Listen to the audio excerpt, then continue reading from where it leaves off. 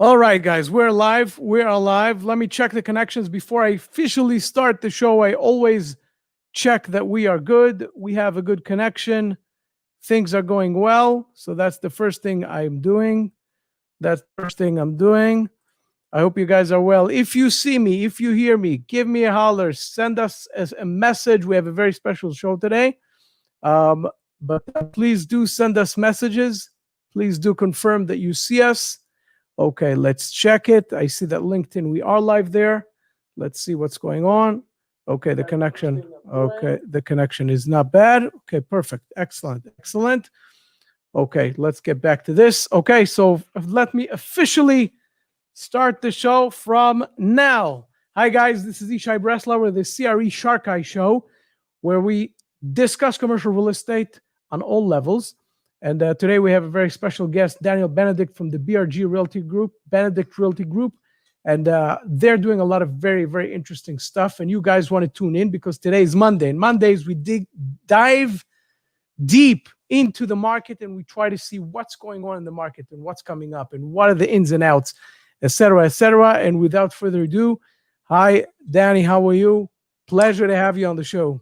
I'm well. Good morning. Happy Martin Luther King Day. Yes, it is. Yes, it is. Yes, it is. And very special. How are you? I am well. Thank you. Thank you, Yishai, for hosting this show. No problem. No problem. My pleasure. So first of all, you know what? We know each other for quite a while. What I want to ask you is, before we start anything, if you could tell everybody how it all started for you, where you came from, and how you started this business, how you got into commercial real estate. So I've been in commercial multifamily real estate in New York City for 35 years. Started with a family business and started my own. And it's been a very interesting ride, fascinating one. I think it started diversifying the last 10 years in different areas of real estate. And but multifamily is still the majority of what we do, although we're no longer concentrating only in New York and buying in different states. Buying commercial properties and office buildings, and with a emphasis on medical office buildings, and some other assets, but all related to real estate. And tell me something, how it all started for you way back 35 years ago. How did you get into what? You woke up one morning and you said, that's what I want to do. I want to do multifamily investing. Yeah, I get into this deal. I had a family opportunity to go into a business, and that's how you usually start when you're in your 20s. And now 35 years later, I'm still there. Thank God. Tell me something. We went through a lot of stuff lately. A lot of things are going on. If you could tell me a little bit about, the pre-COVID, how you view business, how you saw multifamily and investing in multifamily, and how investors saw it and how your company saw it, and post-COVID. What can you tell us about this? The difference, there is no difference between pre-COVID and post-COVID. Everybody needs a roof over their head. And as real estate investors, we have to find the proper investment opportunity and manage the properties in a way that we are making sure that under the circumstances, we provide the best, really the best environment for our residents and for our tenants to live there in a clean environment and in a safe environment. The only difference really is that some of our tenants are having difficulties or challenging times there to pay the rent, as we all know, the unemployment numbers have gone up. And this is really the only difference. This is an economic crisis. It's a medical crisis, of course, but the effect on real estate is really the economic crisis. And we are all understanding that it's a deep crisis and it needs help from the government. And hopefully there's going to be some solution, because frankly, if I look at our arrears from tenants which are having trouble because they are either lost their jobs or have reduced income, if you look at a cumulative amount in New York and in the United States, it's in the many, many, many billions of dollars. And it can really mushroom into bankruptcies eventually, and bank failures. Tell me something in terms of, everybody's speaking about, multifamily, how resilient asset class it is comparing to the other asset classes. And other asset classes because you're involved in a bunch of stuff. Can you tell us a little bit about it? What is, meaning the difference between what you experienced and how resilient multifamily has proven itself comparing to the others? Yeah, so multifamily is not a catch-all name. You have so many various areas of multifamily investments. Right. I think that the truth and the emphasis has to be on. My emphasis is really on understanding that multifamily is really a roof over your head. I mean, it's so obvious that this is the reason it's resilient. There's nothing magical about it. It's just Right. everybody has to live somewhere. However, we see certain markets are suffering from enormous vacancies. Manhattan, certain areas of Brooklyn are now dealing with 30 and 40% vacancies in buildings. And so it depends on what class of the multifamily asset you're talking about. Luxury, condominium sales, rentals, middle market, workforce housing. Every area is differently. Right. Everybody still needs a place to live. We don't know what's going to be with office occupancy, although there are various opinions as to what's going to be, and are people going to go back, or they're going to keep zooming, or how long it's going to take. Medical occupancy is strong, although hospitals and other medical providers have been stressed financially. Their main source of income is really elective surgeries, which have stopped for a while and are now reduced at a very reduced rate.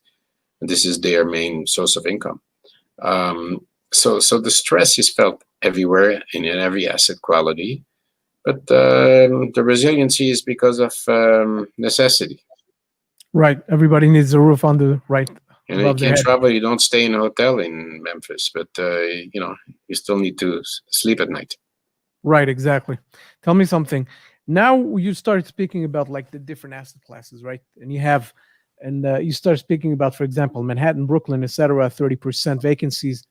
Let's talk a little bit about the differences, because when you say asset classes, right, you have the asset classes that are more like the A class in Manhattan, in Brooklyn, and all those top areas like prime locations that the cities as we call them. Yeah. And then you have the A class that are suburban. Can you tell us a little bit about, from your experience, the differences between those and how they are experiencing, this pandemic, etc.? Yeah, look, this definitely. We've all read about the flight from the urban areas into neighborhoods where you can let the kids run around on the grass and not play between two parked cars in a concrete jungle. However, I think that the main beneficiaries of COVID have been the single-family homes in the neighboring areas to major cities, where people have moved out of the two-bedroom apartment with their one child or two children and tried to buy a house or rent a house with a garden, a pool, whatever. And this is what it's not really the multifamily. It's not as much a multifamily, although some of it, the multifamily, I would say, in the adjacent area has benefited. Versus the inner cities, it's really the single family homes which have gotten the most bang for the buck and have increased tremendously in value. It's amazing how single family homes are really, the whole thing got back into fashion after everybody was talking about going back into the cities. Yeah. And tell me something, when we talk about different asset classes, talking about your business for a second, what is your business model when you look at things? What are you guys are looking for? What is your core business when it comes to we are? You see, I think that when I got into the business and before, real estate was an investment. It was a long-term investment. It was not a business. It was not something you jump in and make tons of fees, and IRR, the world didn't exist. Right. Figure out that you're buying value and you hope to get a decent return. As long as you made more money that you made in the bank, you were happy and you bought an asset which you anticipated would increase in value. It was a multi-generational business. It was a multi-generational investment. It was not something that you buy today, get your money out in 3 years, and that didn't exist. And I don't think that this is sustainable. And we, at least at BRG, never fell into that trap. Sure, there are better and worse opportunities, but So what sorry for interrupting. So what you were saying is that you kept in the game of the long term, of the core, maybe Correct. core plus, right? Yeah. I got it. That's correct. Interesting. That's correct. So I think that the business model of buying and financing out in 2 or 3 years has been stressed tremendously in some of the inner cities for political reasons, political headwinds, and also from business point of view. Lenders are not as there is an ebb and flow with the lenders. You first the local lenders, then the agencies are providing enormous amount of financing and cheap financing, but you can't rely on that long term. And I think that you have to always keep in mind that as long as you look at an investment as a long-term investment, solid investment, something which is there to, as I said, to be there for the next generation, you're okay. Right, but you have to keep your hand on the pulse to see what's going and where the market is going. So having said all that, where is the market going now? Where do you think, especially in New York, in the New York area?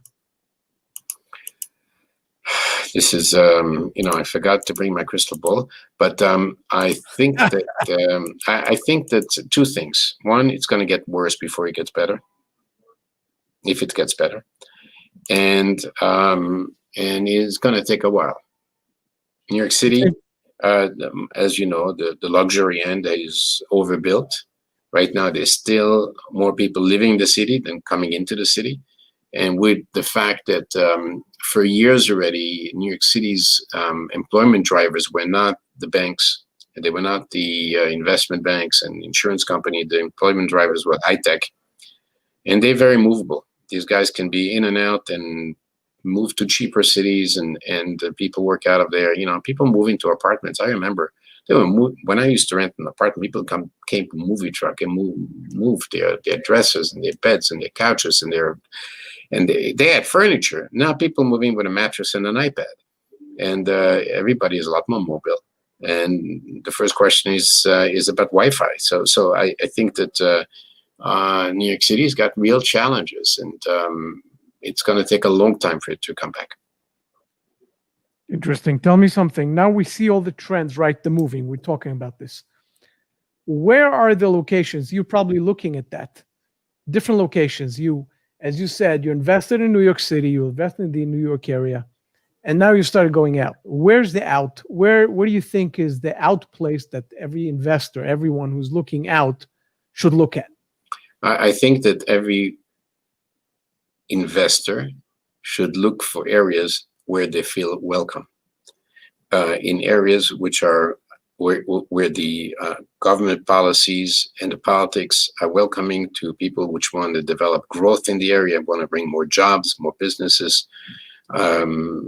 We see right now that the states with the least personal tax and personal income tax are the one benefiting from this movement, and that's going to continue. So you want to go and you want to invest in places where there's population growth. It's as simple as that. And people now want to move to better weather and lower taxes.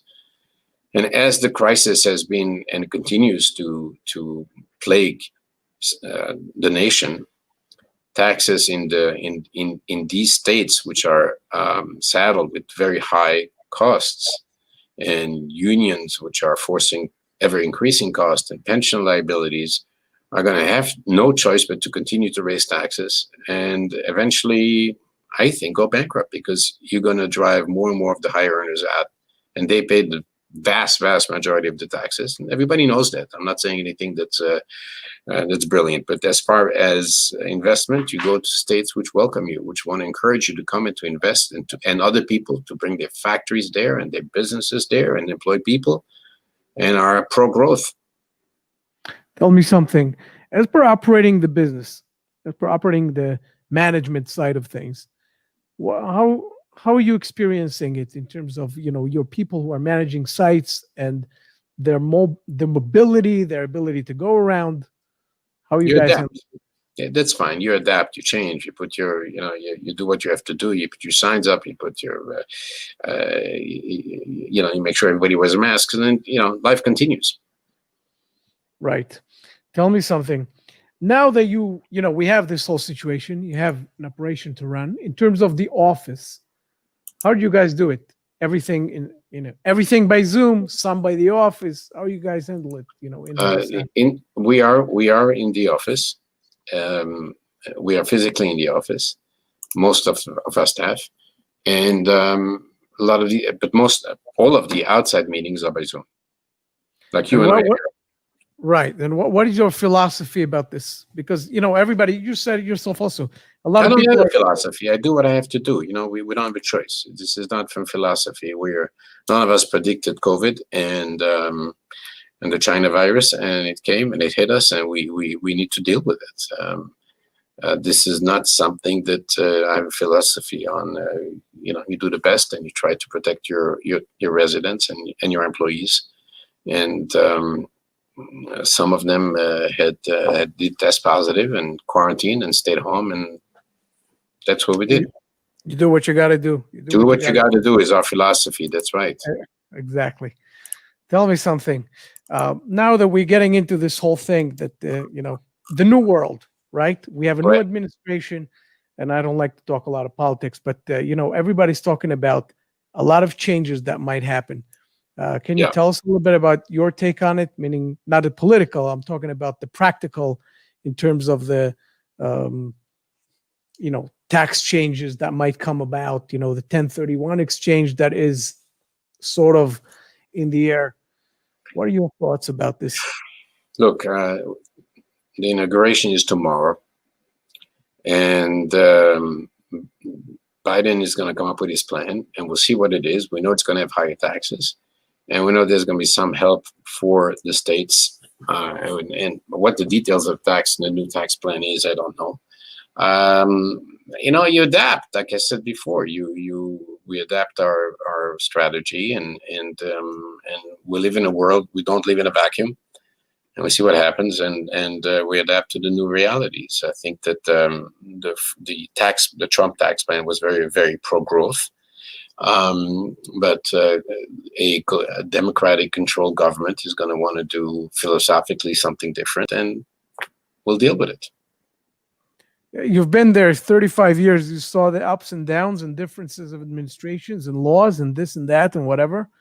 I want to get back to something else that we've experienced. Everybody was talking about it before COVID was, became in fashion to, speak about it. How do you say the regulations, the rent regulations, this whole thing that came upon us, everyone who's dealing in the New York area. What can you tell us about this, the adoption of it, being after a year plus after this whole thing? Where are we going with this? It's exactly where we're going. We're going in a direction where, like I said before, it's going to get worse before it gets better. They're going to try and do additional laws and they're going to continue to do so much more until it's going to implode, and they're going to go too far, and the whole thing's going to collapse, and the courts are going to rule that this is illegal. I strongly believe that. You can't. We do not live in Russia or in Venezuela. We live in America, and there is a respect for private property. And we'll see how things fall into place. I'm not here to, I'm not here on your interview to predict the future. I can tell you the the only certainty I have is that it's going to get worse before it gets better, but it will get better. Interesting.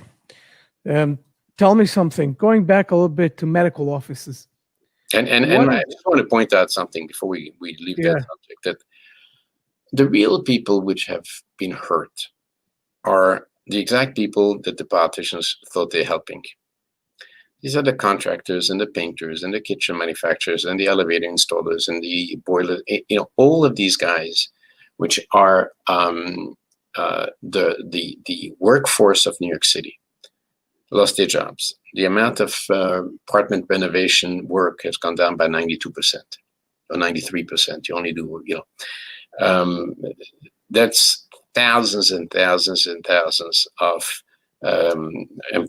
workers, of employees which lost their position, lost their jobs, and don't have other jobs. So, yes, for every 10 owners that they punished, they hurt 10,000 workers. But that's, this is when the ideological pressure is so one-sided that they can't see the bigger picture. And tell me something, going back a little bit to medical offices, this whole thing, this is something that, how long are you in this, you got into this business? Medical offices? We're almost 10 years. Almost 10 years. And we understand, meaning the resilience of that and so on and so forth, but we understand also that during the pandemic, they were suffering because, as you also mentioned, and this is known, from certain type of activities they could not have done, meaning certain type of surgeries, etc. Yeah. Where are they now? Where are they now with this? And how are lenders treating them, etc.? Yeah, I think that hospitals are still considered credit tenants. And there is a look, American population is aging. And as you know, you and I are in different age groups, but as I used to say, my kids go to the doctor if they have a cold. I go once a year for a checkup, and my mother goes 4 times a week because it's almost a social event. Right. So as we age, we are using the medical community medical system a lot more. Really, the increase is exponential. And as we age, and as America has aged, and as medicine has prolonged life, there's going to be more and more and more demand for medical services and medical providers. But where do you cut the line between, because hospital is one thing, right? And then you have medical offices of different sorts. How can you differentiate between them? Most of our tenants in medical office buildings are hospital systems.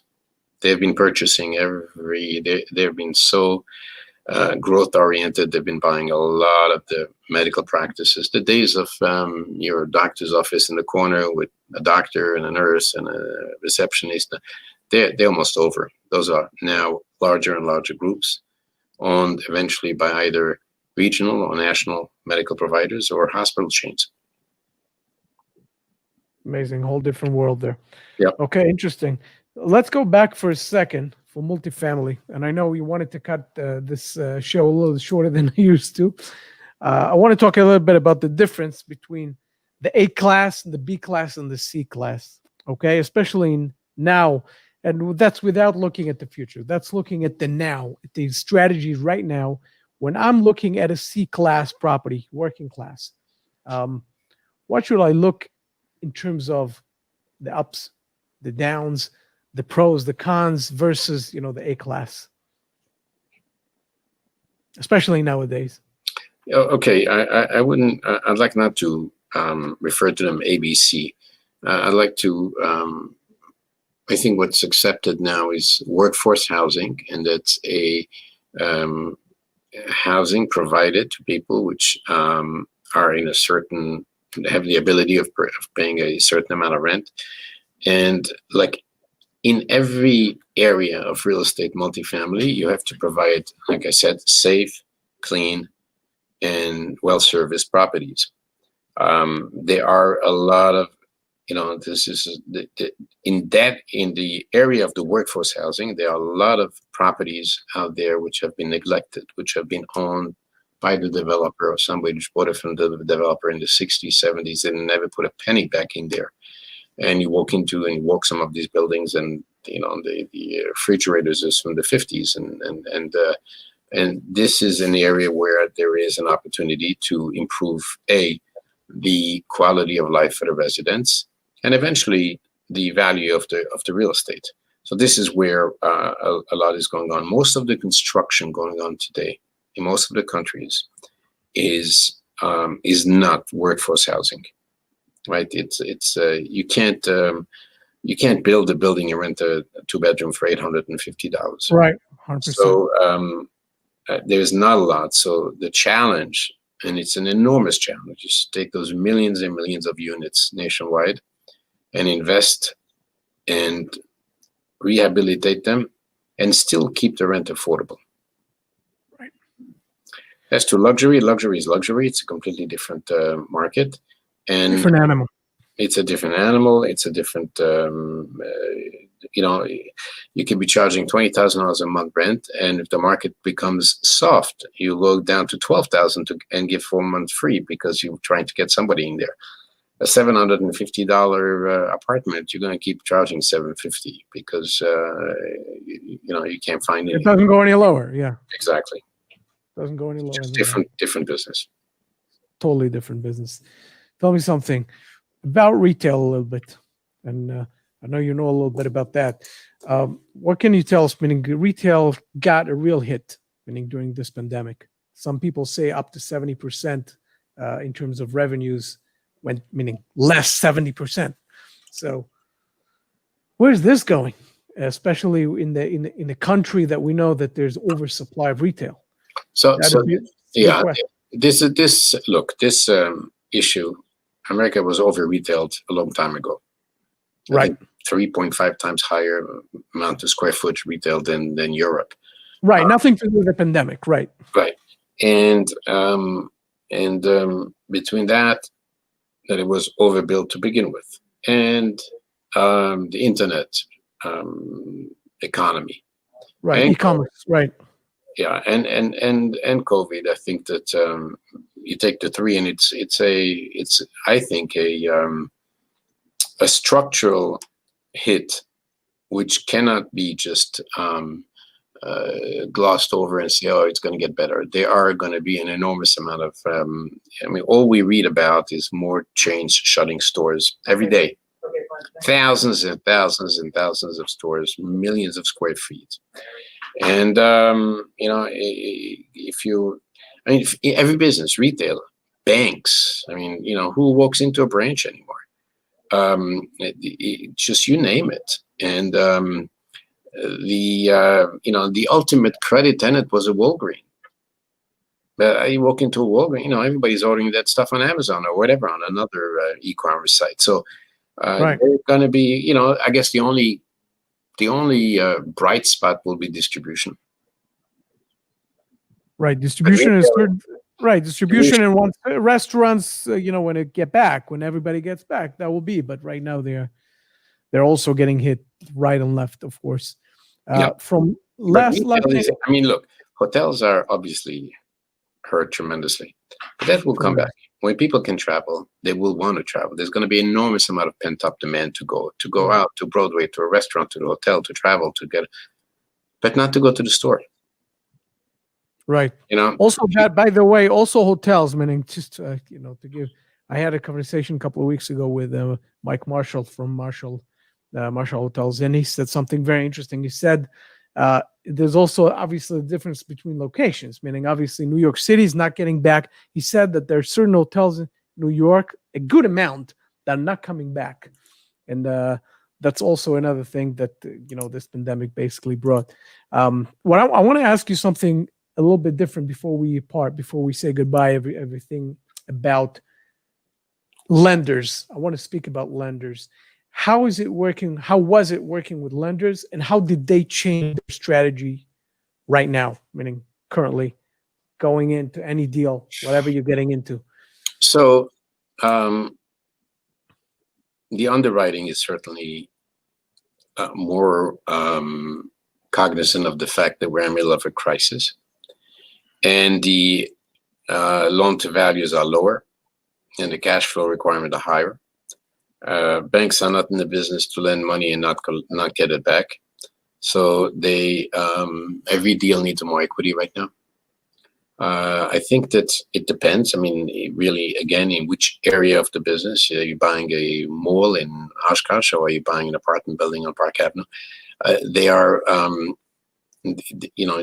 mentioned earlier in our discussion that the agency lenders have been flooding the market with cheap money. So I think it's too early to tell. There's also the fact that the government has and the regulators have issued certain financial,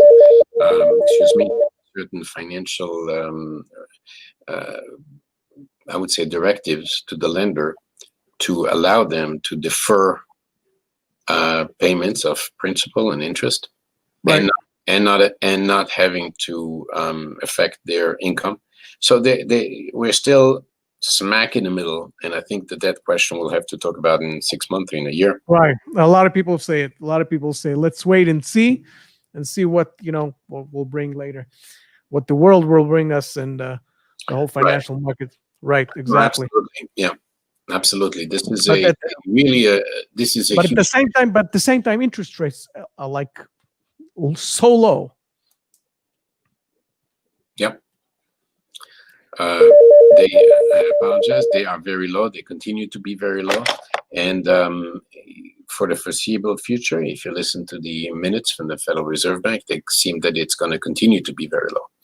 However, none of us know, it can bump for any reason. Inflation starts coming up, and they are forced to raise rates earlier than they thought. Now they're talking 2-3 years of very low rates, but with trillions and trillions being printed, who knows what it's going to do to inflation? We don't know. We are in super uncharted territories right now. And I have an interesting question for you, because a lot of people are talking about this, and I hear a lot of opinions. When you talk about inflation, how does that affect multifamily from your side? Meaning, what's your point of view on that one? In general, inflation is beneficial for assets and detrimental to cash, right? By definition, that's what it is. I think too much inflation is not good. Too little is a deflation, is not good. You need a little bit of inflation. You need, in order to continue and to allow the economy to continue growing. What that balance, listen, this is the ultimate challenge. We've been following the Federal Reserve Bank for the last 30 years. This is the ultimate balancing act.